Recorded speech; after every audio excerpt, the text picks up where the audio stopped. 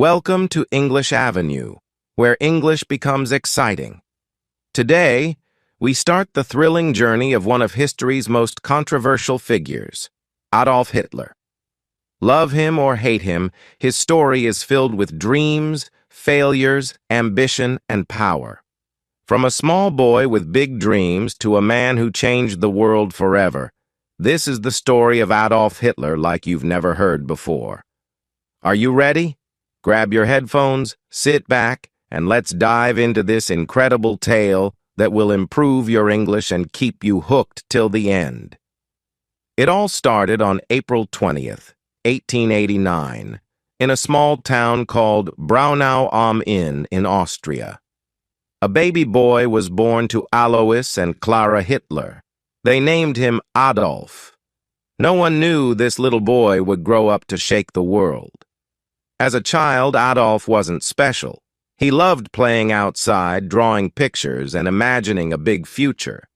But life wasn't perfect. His father, Alois, was very strict. Alois wanted Adolf to study hard and get a government job just like him. But Adolf had a different dream. "I want to be an artist," he would tell his mother. Clara, his mother, loved him deeply and supported his dream. But she couldn't change Alois's mind. Adolf's childhood was full of fights with his father. His father would shout, "Art is not a real job," and Adolf would stay quiet, hiding his tears. When he was 13 years old, his father died suddenly. Some people thought Adolf would feel free, but losing his father left a hole in his heart. Adolf started skipping school. He was once a good student, but now he didn't care. Teachers would say, "Adolf is smart, but he is lazy." All he wanted to do was draw. After finishing school, Adolf packed his bags and moved to Vienna, the capital of Austria. He was so excited. "Vienna is the city of art.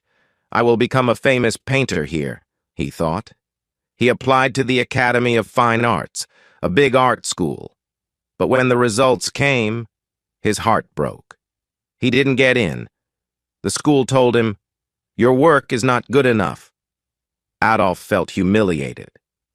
"I'll try again," he said. But the next year, the school rejected him again. He was devastated.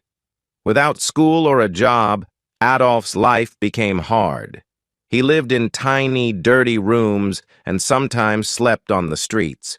He painted postcards and sold them to tourists for a little money. Why is life so unfair? He often thought. During this time, Adolf's mother passed away. He was alone and angry. He started to blame other people for his failures. "It's not my fault," he would say. In 1914, everything changed. World War I started, and Adolf saw a chance to make his life meaningful. He joined the German army. He loved being a soldier. "Finally, I am part of something big," he thought. Adolf was brave in the war. He carried messages across dangerous battlefields and received 2 medals for his courage. But in 1918, Germany lost the war. Adolf was furious. "Our leaders betrayed us," he shouted.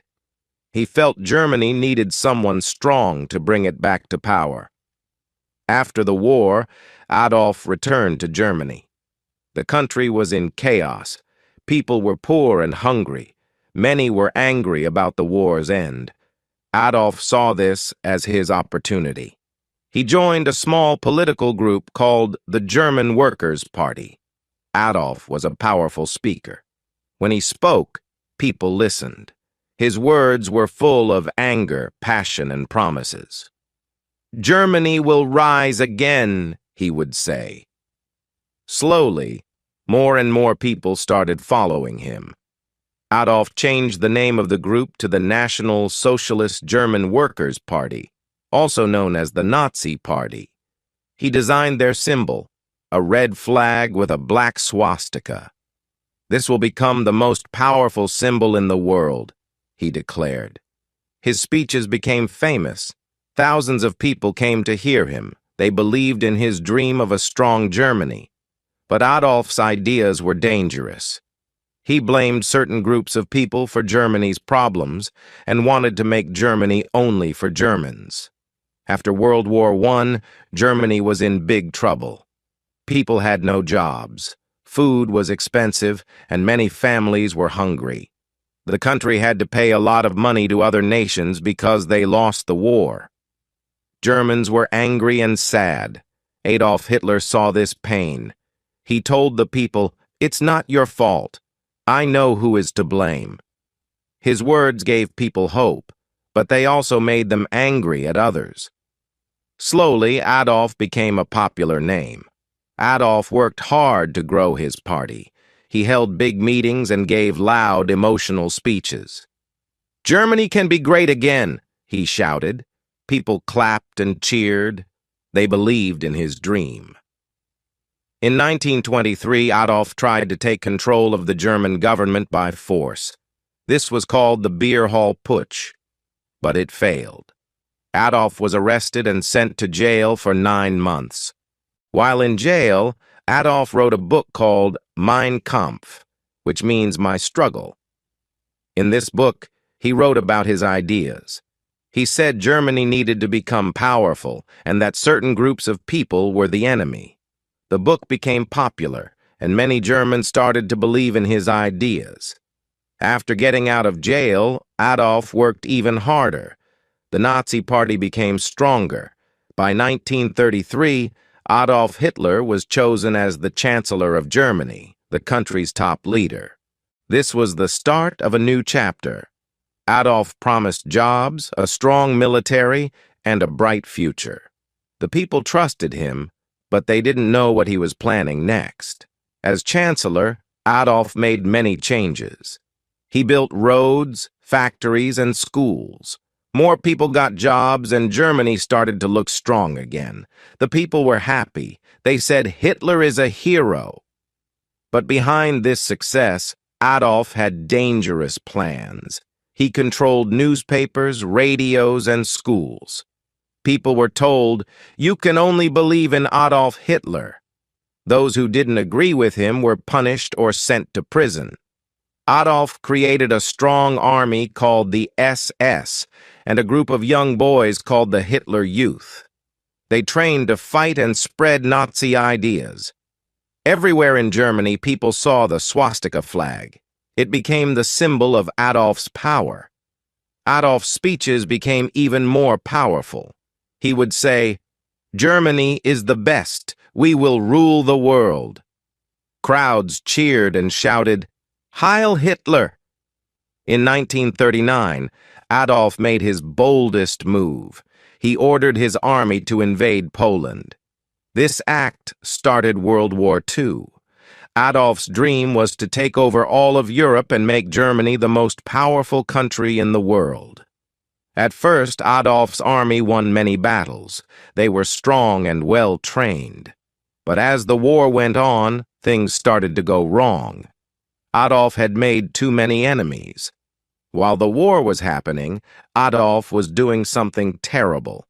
He wanted to remove all Jewish people and others he thought didn't belong in his vision of Germany.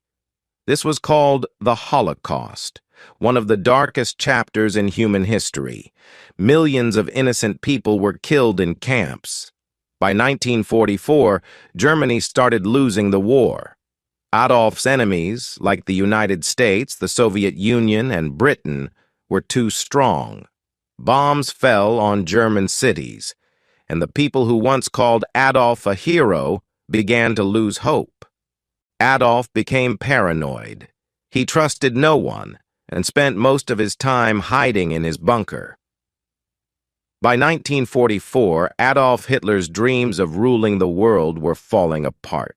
His army, which once seemed unstoppable, was now losing battles everywhere. The Soviet Union, one of his biggest enemies, pushed the German army back from the east. At the same time, American and British soldiers attacked from the west. German cities were bombed day and night. Families lost their homes, and the people began to turn against Adolf. Why did we follow him? Many asked. But Adolf didn't give up. He sat in his bunker, giving orders to his generals. "We will not surrender," he shouted. But deep inside, even Adolf knew the war was lost. In early 1945, Adolf stayed in a bunker deep underground in Berlin. The bunker was cold and dark, but it was safe from bombs. Inside, Adolf spent his time planning, though there was little hope left. He was not alone.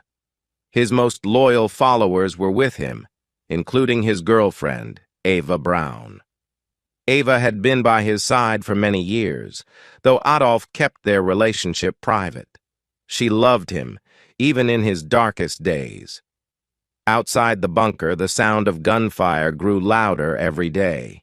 The Soviet army was getting closer to Berlin. "The end is near," whispered his advisors. Leaders from other countries begged Adolf to surrender. "Save the people of Germany," they said, but Adolf refused. He believed surrender was a sign of weakness. "If Germany loses, it is because the people were not strong enough," he said coldly. By April 1945, Berlin was surrounded. The Soviet army attacked the city from all sides. Buildings collapsed, fires burned, and people ran for their lives. On April 29, 1945, Adolf made a surprising decision. He married Eva Braun in the bunker. It was a simple ceremony with just a few people. "You've always been by my side, Eva," Adolf said. Eva smiled, even though she knew this was not a happy moment. After the wedding, Adolf and Eva spent hours together, talking about their lives and what they had done. They both knew the end was near. On April 30th, 1945, Adolf made his final decision. He called his closest followers into the bunker and told them, "I will not be captured alive." Adolf believed it was better to die than to let his enemies take him. He and Eva went to a small room. Moments later, they took their own lives. Adolf was 56 years old. When the Soviet soldiers reached the bunker, they found Adolf and Eva's bodies. The war in Europe ended shortly after. Germany surrendered on May 8, 1945. The people of Germany were left with nothing but ruins. Adolf's dream of making Germany powerful had instead brought destruction and sorrow. Millions of lives were lost because of his actions. After Adolf's death, the world worked to rebuild. Germany became a peaceful country. People remembered the horrors of the Holocaust and World War II to ensure such events never happen again. Today, Adolf Hitler's name is a reminder of the dangers of hatred, unchecked ambition, and misuse of power. Finally, his story teaches us, every decision we make shapes our future. Adolf's choices led to pain and loss, not just for him, but for millions of others. This reminds us that every action, no matter how small, matters. We must choose wisely and always think about the impact our decisions have on others, and importance of compassion and unity. Hate and division only tear people apart. The world is a much better place when we come together, respect each other, and work towards peace. Life is too short for anger and judgment. By being kind and understanding, we can create a future filled with hope, not regret. So remember, choose love over hate, humility over pride, and unity over division. These simple lessons can make our world a better place. This was the story of Adolf Hitler, a man whose life changed the world forever. It's a story of dreams, power, and the mistakes that led to tragedy. Remember, history is not just about the past. It teaches us how to build a better future. Thank you for listening, and don't forget to like, share, and subscribe to English Avenue. for more exciting stories that help you learn English while exploring history. See you in the next story.